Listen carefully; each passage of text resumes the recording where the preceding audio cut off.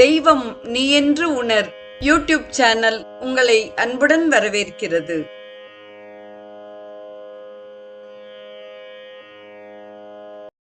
வாழிய செந்தமிழ் அன்பு நிறை உள்ளங்களுக்கு அன்பார்ந்த வணக்கங்கள். வாழ்ந்து காட்டிய வள்ளல்கள் வரிசையில் ஸ்ரீ சேஷாத்ரி சுவாமிகளின் வாழ்க்கை வரலாற்றை நாம் சிந்தித்துக் கொண்டிருக்கிறோம். தாசில்தாரை அசத்திய சொற்பொழிவு குறித்து நாம் முதலில் சிந்திப்போம்.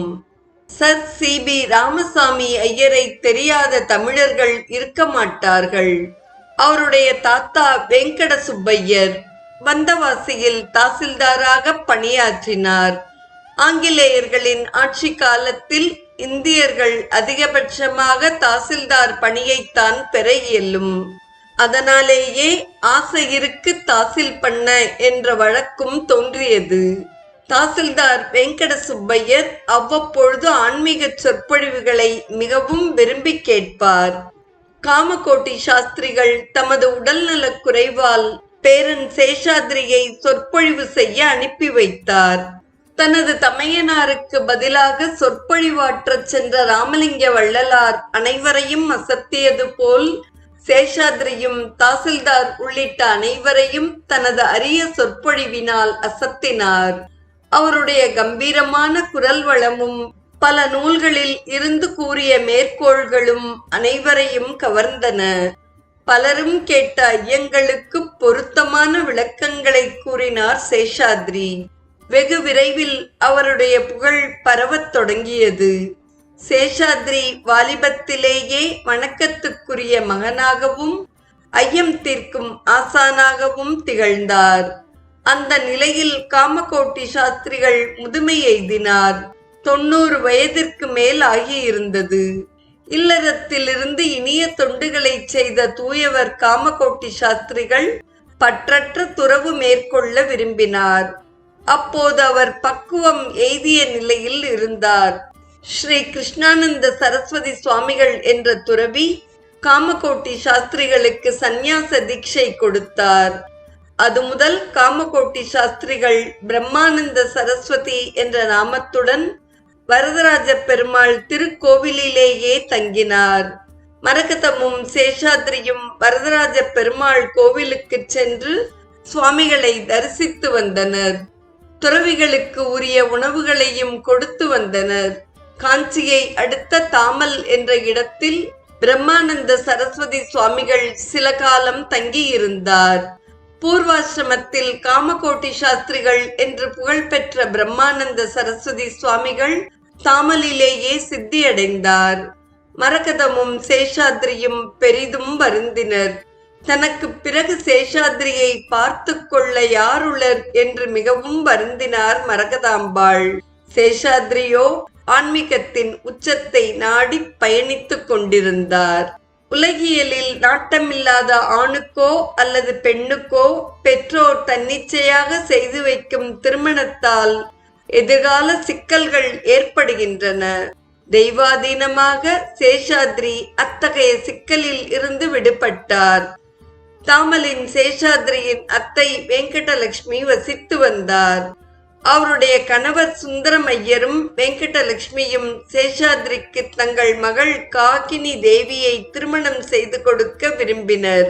காக்கினி தேவி என்பது புதுமையான வித்தியாசமான பெயராக தோன்றும்.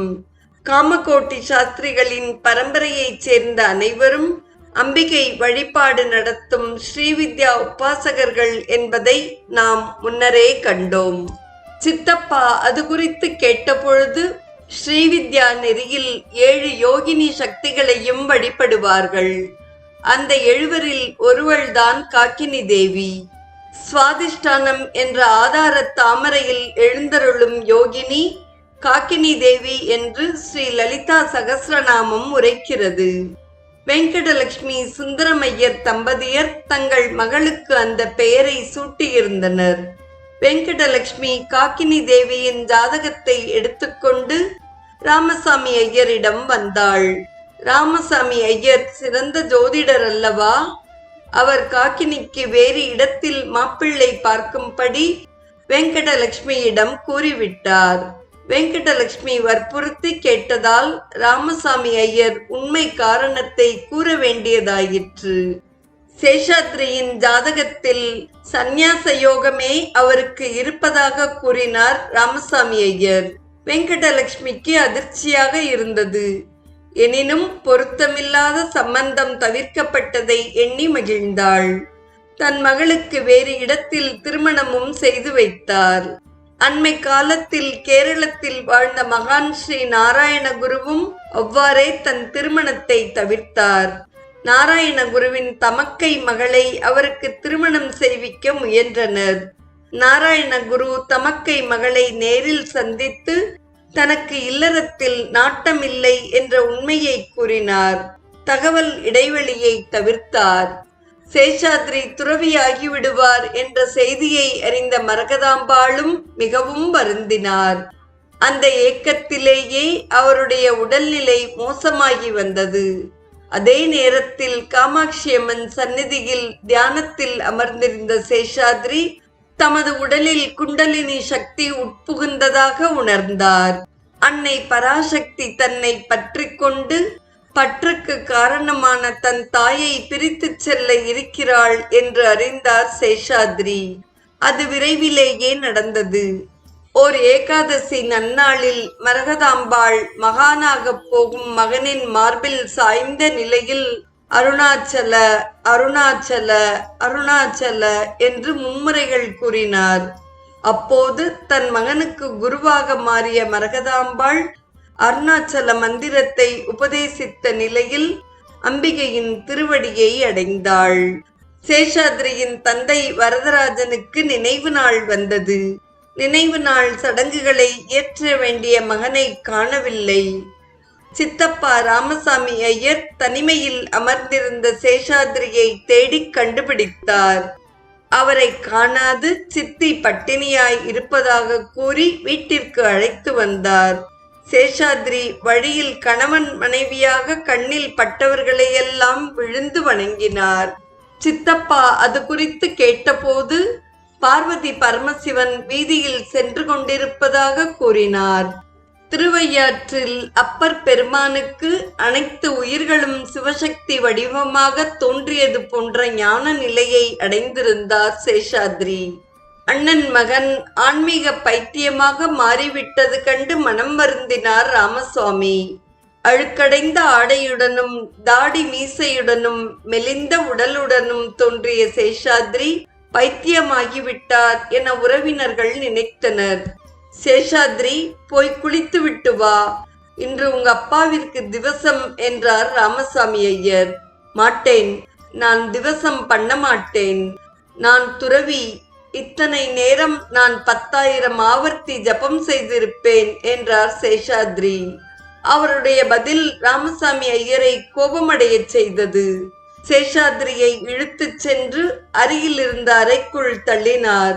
கதவை சாத்தி பூட்டினார். சாவியை இடுப்பில் செருகிக் கொண்டார். ஸ்ராத்த சடங்குகள் தொடங்கின. சேஷாத்ரி இயற்ற வேண்டிய சடங்குகளை செய்ய அவரை அழைத்து வரச் சொன்னார் புரோகிதர். ராமசாமி ஐயர் அறைக்கதவை திறந்தார்.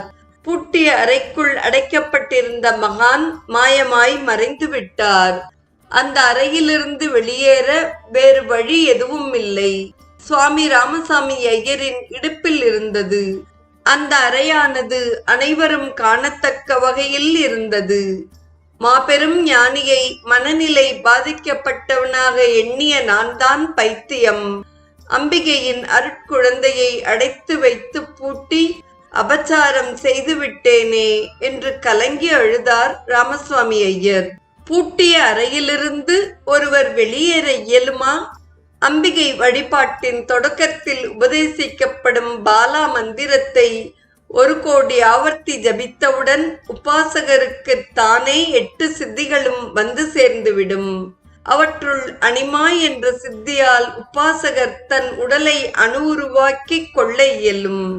அணு உருவான திருமேனியுடன் அவர் ஊசிமுனை அளவுள்ள துவாரம் இருந்தாலும் அதன் வழியே வெளியேறவும் நுழையவும் இயலும்.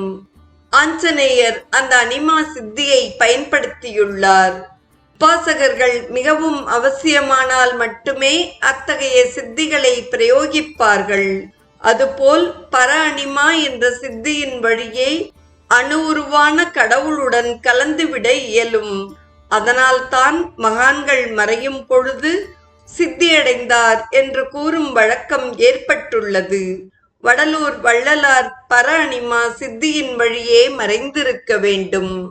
நாளைய நிகழ்வில் 21 தலைமுறை வீடு பேறு அடைவதை குறித்து நாம் சிந்திப்போம். இன்றைய நிகழ்வை கேட்டு பயனுற்ற அத்துணை நல்ல உள்ளங்களுக்கும் நெஞ்சார்ந்த நன்றி. வாழிய செந்தமிழ், வாழ்க நற்றமிழர், வாழிய பாரத மணித்திருநாடு. தெய்வம் நீ என்று உணர் யூடியூப் சேனலை கேட்டு மகிழ்ந்த நீங்கள் உங்கள் நட்பு வட்டத்திற்கும் பகிர்ந்து தொடர்ந்து உங்களது நல்ல ஆதரவினை சப்ஸ்கிரைப் செய்து வழங்குமாறு அன்புடன் வேண்டுவது உங்கள் அன்பின் விசாலம்.